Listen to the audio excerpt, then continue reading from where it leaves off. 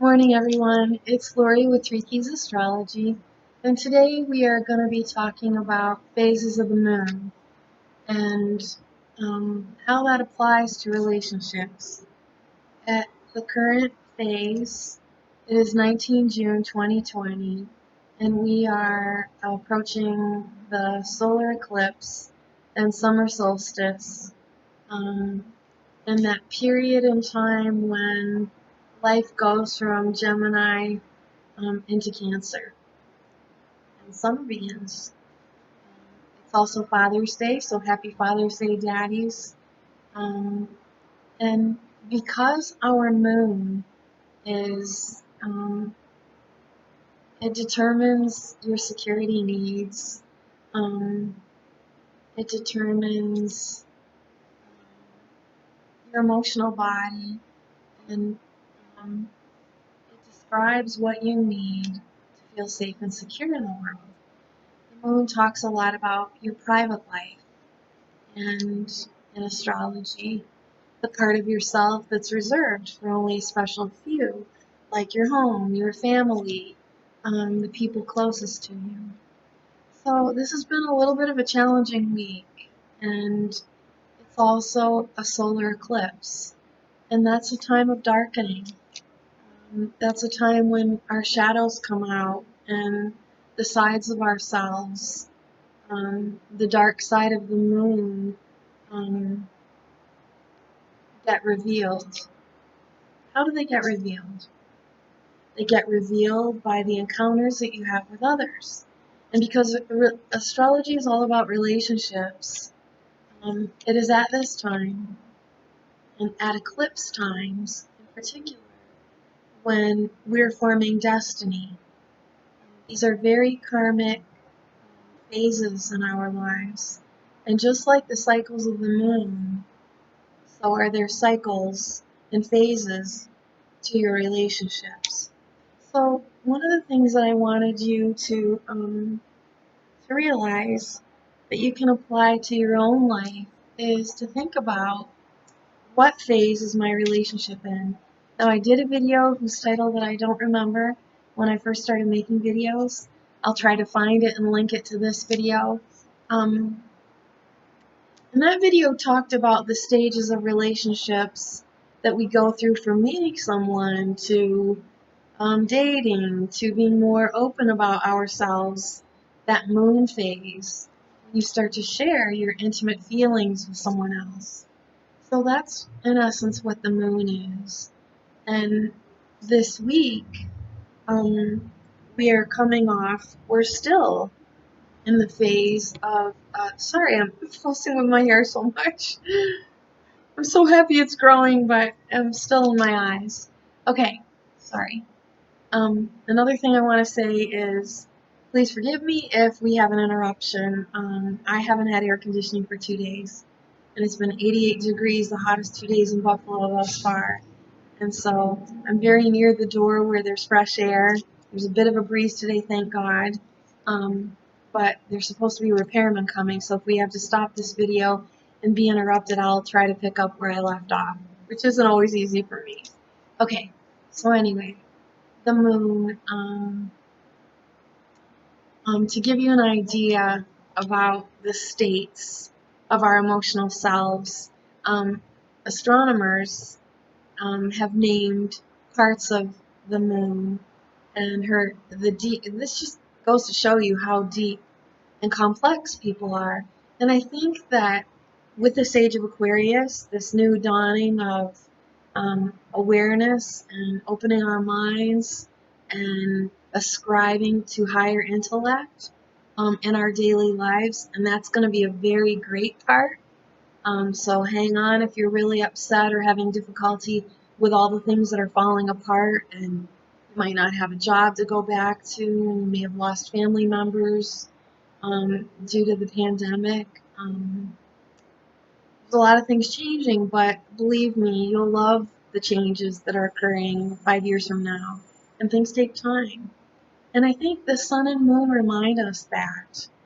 The sun in astrology is your personality expressed, the way you shine, and the moon is that secret self. Not secret, but private self, that you only share with those that you love or people that you care about.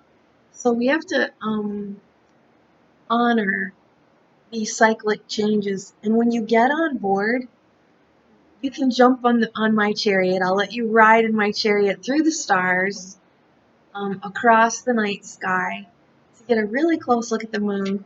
So when we come to the moon, we've just stopped our chariot and we're going to hop out of it and get on the moon together. When we get on the moon, we have lots and lots of lakes.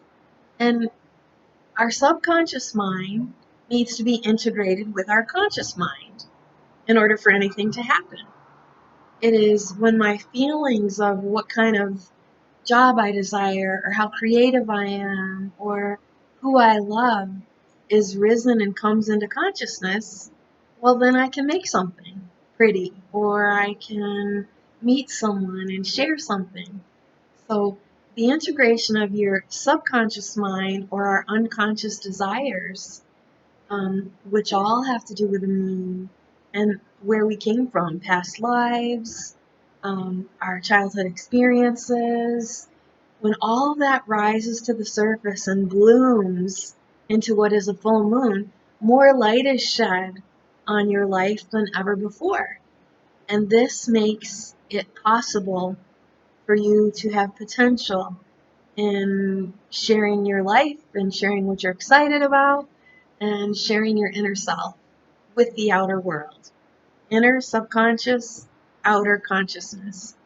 So we're flying through the stars. You're with me. We're having fun. We're having a little champagne with peach juice, a little Bellini, and we're marveling at the stars in the sky. But our goal is moon. And we want to get in touch with our inner selves, our moons. And so we decided to take an exploration. You're going to go with me, your favorite astrologer. We're going to land on the moon. And when we get there, we look around and we're amazed.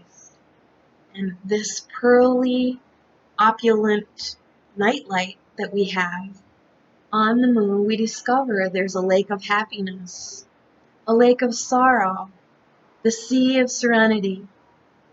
We see a marsh of decay. We see a sea of clouds. We see a sea of tranquility. We see a sea of nectar.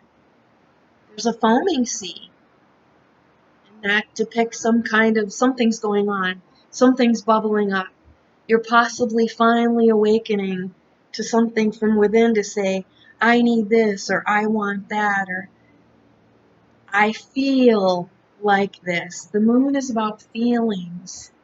So if you're ever in any kind of indecision or at crossroads in your life about any relationship, whether it's work or personal, intimately personal, no matter whether it's a family member, someone that you work with, a boss perhaps, take a look at what cycle you're in. Is it too soon for you to try to push your deep and innermost feelings because things take time? A foaming sea that we're noticing while we're on the moon is a stirring. Think about when the waves crash into the shore. That foam is a picture of something bubbling up, something coming to the surface. And so, what else do we see while we're on the moon? There's a sea of showers, like rain on earth, that cleanses us and refreshes us and helps us start a new beginning. There's a sea of waves, and that decides, that talks about, again, the rising and falling of hopes and dreams, or I'm going to be able to do it. Oh, I'm scared to do it. I don't know if I want to do it. Those sort of waves on the sea of waves. There's a marsh of epidemics, just like there's a march of decay. And marshes show rot. And they're the icky, murky parts of creeks that we see. And so on our moon, and again, use these illustrious pictures that I'm trying to show you, of what it looks like on the moon as related to my inner feelings. So a marsh smells. There's a dank, deep odor when things break down and decay. It's muddy. Certain creatures live in these areas, and maybe you're one of them. Are you? Are you? You're going to have to have a little self-examination to decide. Is my life, does it seem to be about decay and rot and decomposition? Or do you live in the sea of serenity? Or is it a foaming sea? Are you embarking a new change and you can feel something inside you stirring? So there's also a marsh of sleep. And that happens sometimes when we don't want to face what's going on, when we're not awake, or when our things going on in our subconscious mind or our conscious world are so demanding that we need extra rest. It's a point of exhaustion, it's a point of not wanting to face reality. But it's our sleep is very telling, and our dreams are very telling. And I encourage you to have a dream journal right now. You're not allowed to look at the dream journal for a month. Write down everything that you're feeling and everything that you're remembering the moment you wake up. Put a little notebook by your bed. Put a fresh bowl of water, because that helps increase the negative ions that are energetic transmission. Um, Before you let your feet touch the floor, write. Put it down. Dump out your bowl of water. When it's bedtime again, put a fresh bowl of water for fresh new ideas, and don't look, because your conscious mind will automatically try to analyze. And you can't do that yet. You have to be separated from that realm. But in a month, something you can reward yourself and look forward to is to go through what you've written. Your subconscious mind is going to be telling you a lot of things that a lot of people don't access or use about what you want and what you need and where you're going. And it's guided by spirit, the angelic realm, and God, and our holy family. So it's a really cool thing to do. And if you're in any kind of change, and we all are, that's an important thing to remember about the phases of the moon. These changes occur so we can evolve and learn. So on the moon, together we are. Our bellinis are refilled. We're walking around marveling at this soft, glowing nightlight. And we're so grateful to be on the moon. One of the things that I think is really remarkable is when you start, I don't know if you can see that little thing on my, there's that. Sorry, I had something on my screen distracting me. When you start to be grateful, so many things in your life change. And it's more important to be grateful when things don't go wrong. Don't go right. It's wonderful to be grateful when things are going right, and most of us automatically do that. Very few of us are grateful when things are going wrong. And so there's a little 3-key secret that I'm going to let you in on right now that will change your life. If tomorrow would only be constructed by what you're grateful for today, what would you be thankful for?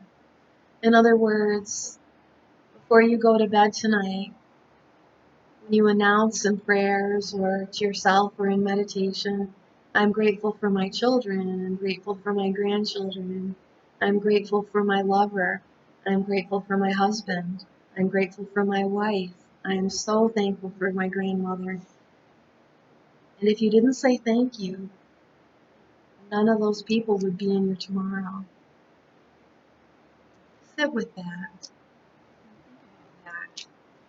This is an integral part of the moon, what you need to feel safe and secure.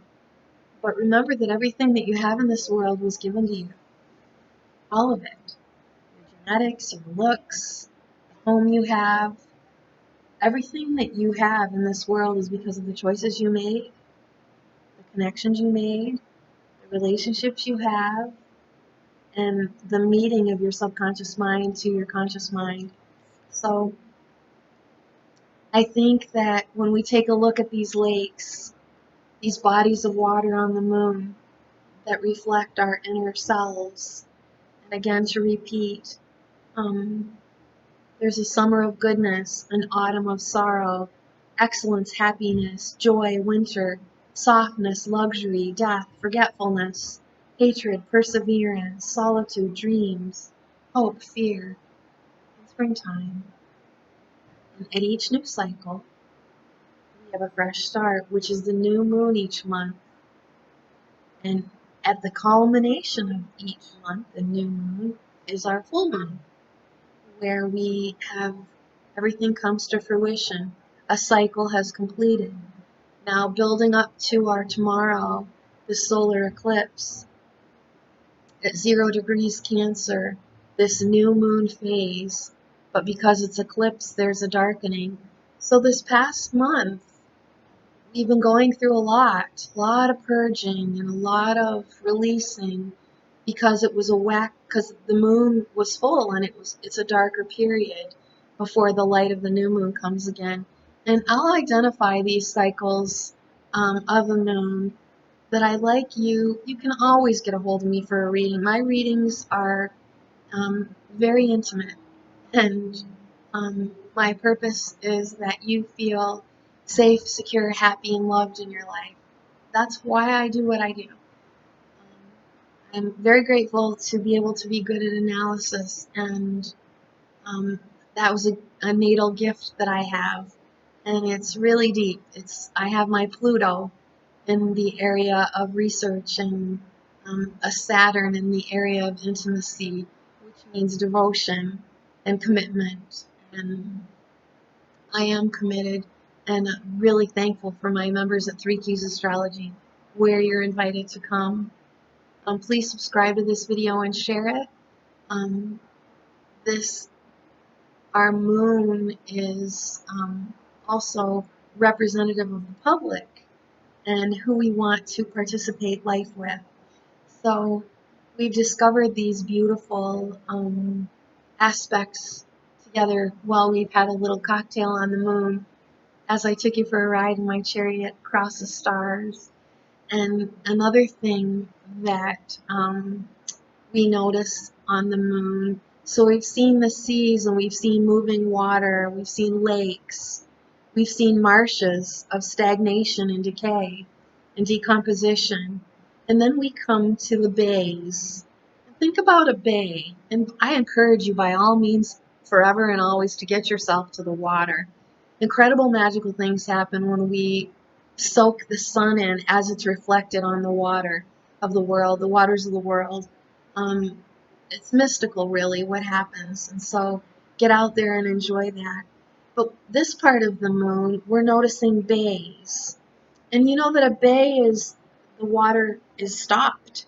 It's a sort of a cul-de-sac, if you will, or a crescent moon shape of a place where the water can't go anymore. And what that represents is a block. It could be a block in your subconscious mind or your unconscious mind. It could be a block in your relationships and how you're relating to other people. It could be a blind spot where you're not able to see with both eyes what other people can clearly see about you. So this bay on the moon, they're little signposts. There's a bay of seething. And it's where our teeth are stuck in, and we refuse to move on, and we refuse to see another point of view, and we're just building the energy of this anger and seething. Then there's a bay of love, where you've actualized and realized and accepted and forgiven, and it's a beautiful happy ending. The bay of seething is a bay of torment. And there's a bay of roughness, there's a bay of harmony that coincide with that bay of seething and that bay of harmony. And there's a bay of trust, and this is the most rewarding, supportive dynamic that can happen between any two people. Because astrology is all about relationships, I hope you're seeing through this story that I'm telling you that this is all about trust, being supportive, accepting, forgiving, loving. It gives you ease and serenity and peacefulness in your relationships. There's a bay of rainbows, and that's where we feel childlike and joyful and blissful. There's nothing holding us down. It's that delight that we feel when we're jet skiing.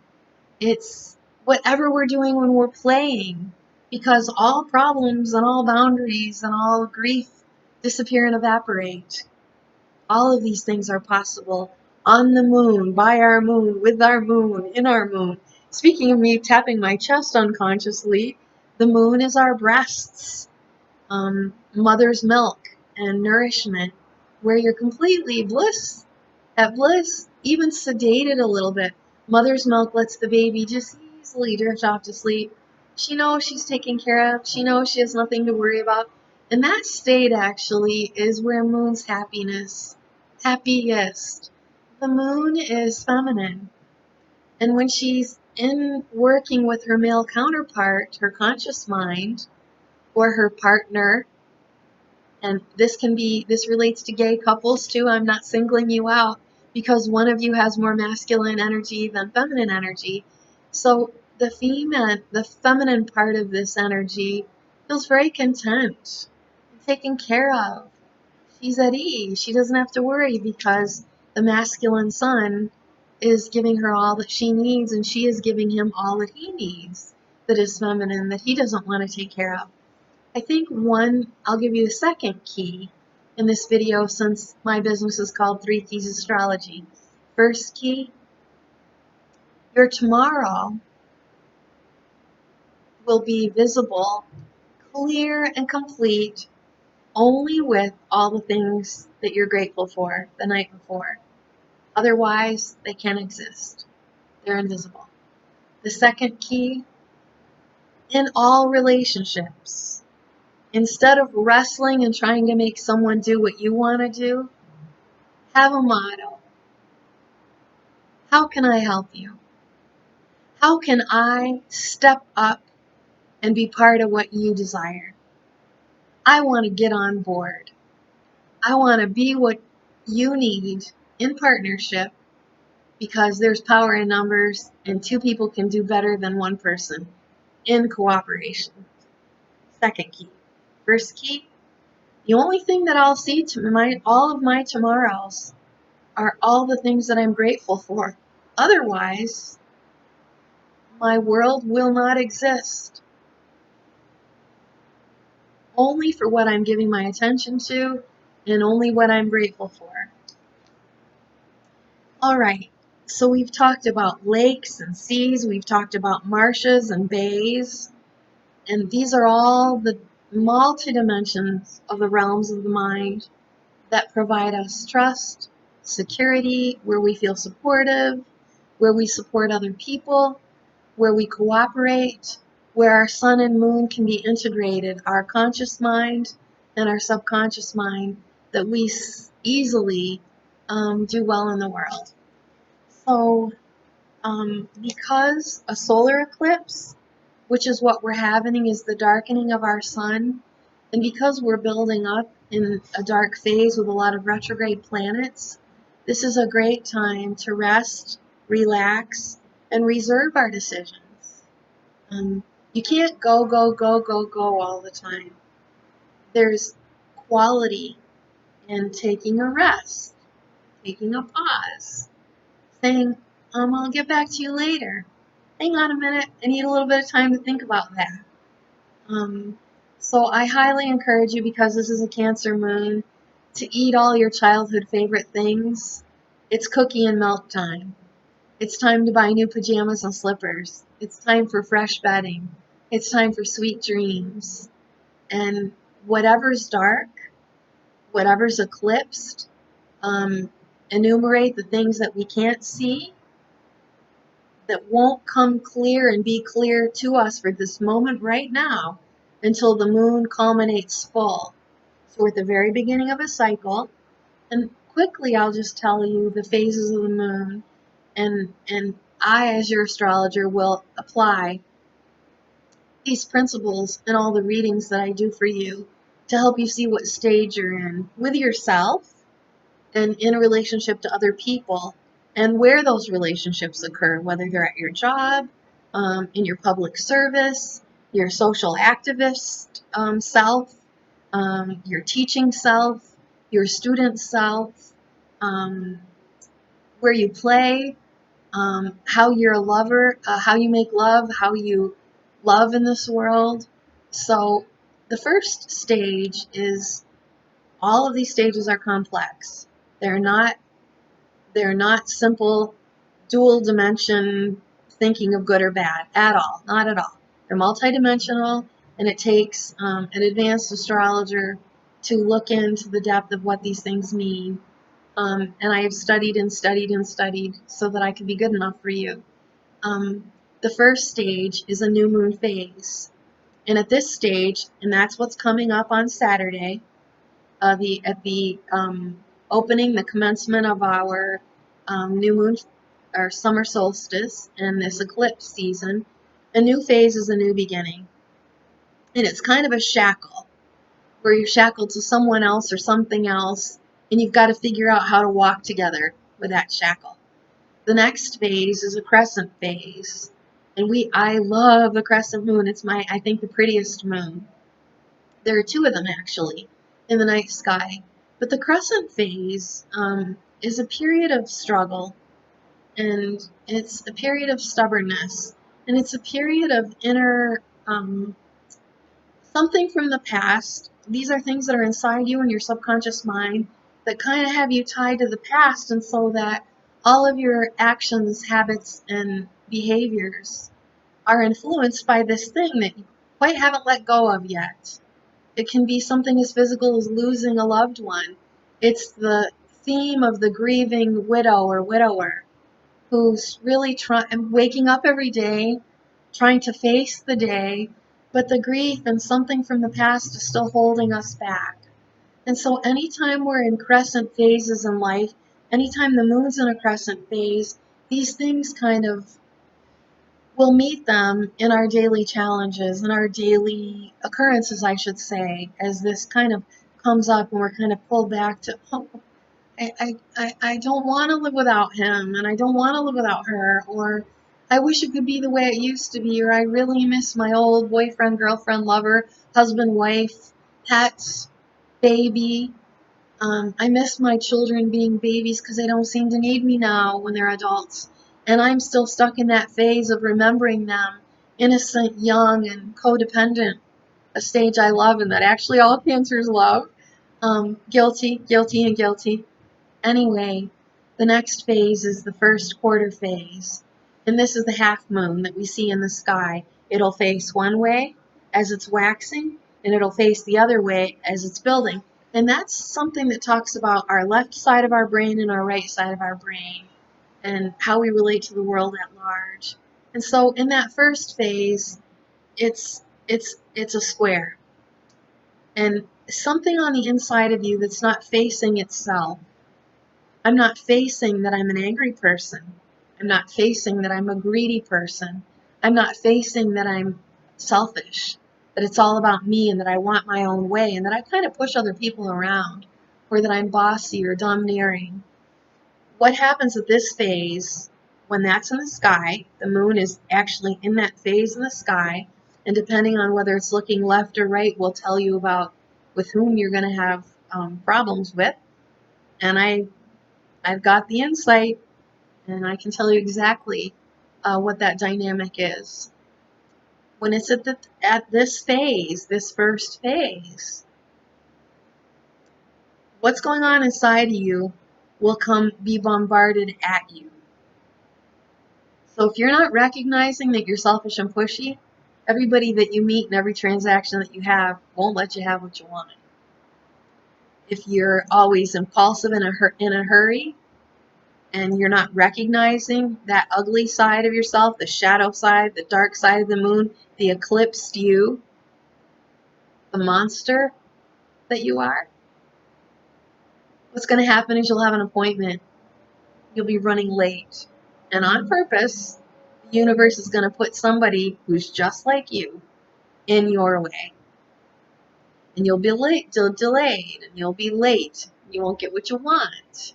And you'll feel like it was effort. Your efforts were all squashed. When we get to the next phase, it's actually another crescent moon, and she's changing her positions in the sky from the cradle, from facing to the cradle to turning to an overview, the cradle upside down. There's a lot of meanings, symbology in all these phases. And in this phase, you're still pushing your agenda. Crescent moon phases are stubborn phases within ourselves. But now you're starting to recognize a little bit more, not all the way, you're not at a full moon phase, and a moment of realization, but your internal struggles are still being bounced back at you by the outer world. And then we get to the full moon phase. And these phases evolve and things are building up, and finally this full moon is an illumination in a period where the other, your husband, your lover, your business partner, the most intimate person in your life, helps awaken and helps you realize. I mean, it can sadly, full moons mean an ending. So it can be a point where you've lost who you thought was the love of your life because you're selfish, because you're impossible to get along with, because you're aggressive, because you're ignoring what they need. So the full moon phase always involves another. And in our night sky, the sun and moon are opposite each other. The next phase is another phase of the crescent. And at this phase, the full moon is in full light, and now it's starting to fade away. And at this phase, it can be the sorrow and grief of that intimate loss because of your temperament. Sorry, someone just walked by my open door and startled me. It can be this stage of coming to terms with what you've lost. But it's a phase because the moon's waning, going down, the light's diminishing. It's a period where you don't want to really be with other people. You've realized it. You've realized your faults and shortcomings. You're facing them, but you're a little bit licking your wounds and you're staying within yourself and feeling sorry for yourself and acknowledging the loss or this new way you're going to have to do life without people that you love, whether it's by death or divorce or a dissolved relationship in some form. The next part of this evolution of your soul, we're back to the quarter moon again. The moon's half full now. He's lost his light, and now he's looking the other way. He's not where he was when he was building up and trying to fuel his agenda. Now he's on the other side of the equation, and he's had a loss because he was selfish, aggressive, ego-fueled, demanding, expecting everybody else to do what he wanted. And then we come to the last phase, which is a disseminating phase, and is another phase of the cradle crescent moon. But now the baby's been dumped out. You've indeed thrown the baby out with the bathwater. A cradle can't hold a baby if it's upside down. And so at this phase, it's again a phase of loss. There's no light. You're still going, and it takes time. And these phases are necessary for us to, an outer circumstance will force you to recognize something about the inside of yourself. Where I haven't been so nice, or I haven't been so accommodating, and I don't know how to share, and I am not cooperating with the universe. I am not serving mankind with love and light and devotion. I am instead trying to have everything for myself. I am greedy, I am corrupt, I am showing my dark side. I'm a monster to other people. I hurt other people. I want what I want when I want it. And that's what's going on collectively that's being destroyed right now. Isn't it interesting that sirens pop up in the background when I'm talking about the monsters among us and within? And so after that darkness is all gone, there's a period in the night sky where there's no light at all. And just like someone who's taken out of society and put in a dark cave and locked in a cell, he's not allowed to participate in society anymore because he's done something heinous. Same thing when people are mentally unstable and they can't adapt to society's norms. They're put away. There's no light. They're not free. And this is a description of what is anxiety and depression. And I hope you've enjoyed this video. The third key and secret that I'm going to give you about this video is start with love. Check yourself and make sure that in your chariot, leading you like Rudolph the Red-Nosed Reindeer, is a big symbol of love. And instead of confronting with your agenda, learn how to start asking questions. How can I better serve you? How can I get on board? How can I help make this smooth? I know you're really pressed right now. I think that maybe there's something that I can contribute so that it'll be easier for us to get through this cycle in time. So I want to repeat these things because they're so very important. Dream journal, we can't forget that, but that's not a key. Of these three keys that I'm offering you today, the very first key is imagine that your life is a storybook that you get to write, because it is. And when you go to bed at night, if you're not grateful for what you have, it won't show up tomorrow. Key number 2. When you're in any partnership, whether it's your neighbor, your boss, your lover, your children, your relationship to your pets that can't speak, get on board. Have a mindset that I'm on board. I'm working with you. I support you. We're together in this. And the very last key of all is to live your life with love. Love is the most powerful force on earth. The physical most powerful force on earth is water. And that element is the moon rules the gravitational pull. The moon pulls the waters of our world, just like our moods, moon, rule the waters of your body and your mind and your subconsciousness and your feelings. So I hope you've enjoyed this video. I'm very much a moon person. Some of us are more solar than lunar. Lunar is more feminine. Some of us have psyches that are more feminine.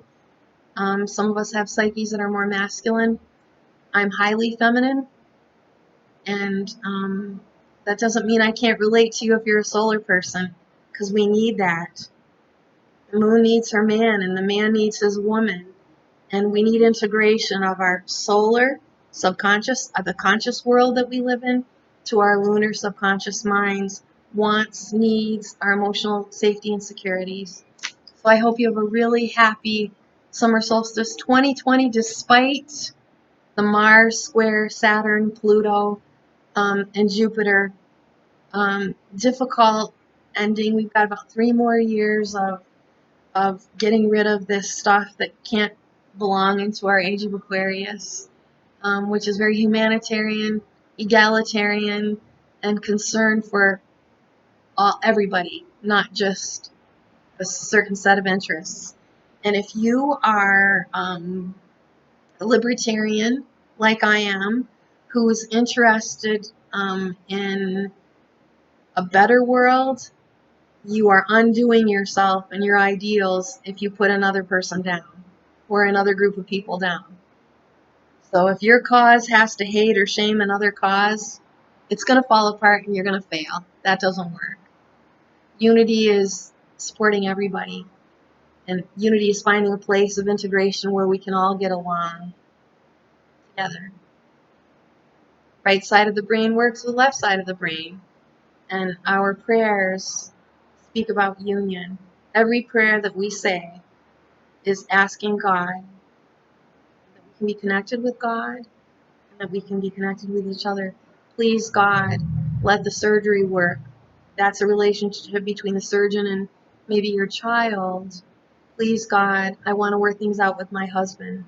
A union, integration, cooperation, connection.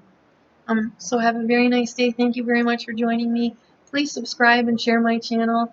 I'm trying to make a business, and the more likes I get and shares I get, the bigger the audience gets, the more fruitful my life will be, and I'll be able to keep on continuing to do this to, I hope, help you. So talk to me about your moon. Do you know what sign your moon's in? If you're a member of Three Keys Astrology, you should know I've given you that gift, because that determines what you need to be safe, secure. And if you're having any little moon issues in your between stages or cycles, come to my Three Keys Astrology webpage to get a reading. And you can email me at ducky@threekeysastrology.com and request a special phase relationship reading. And I'll help you get through that time. I promise. Take care, everybody. Bye for now.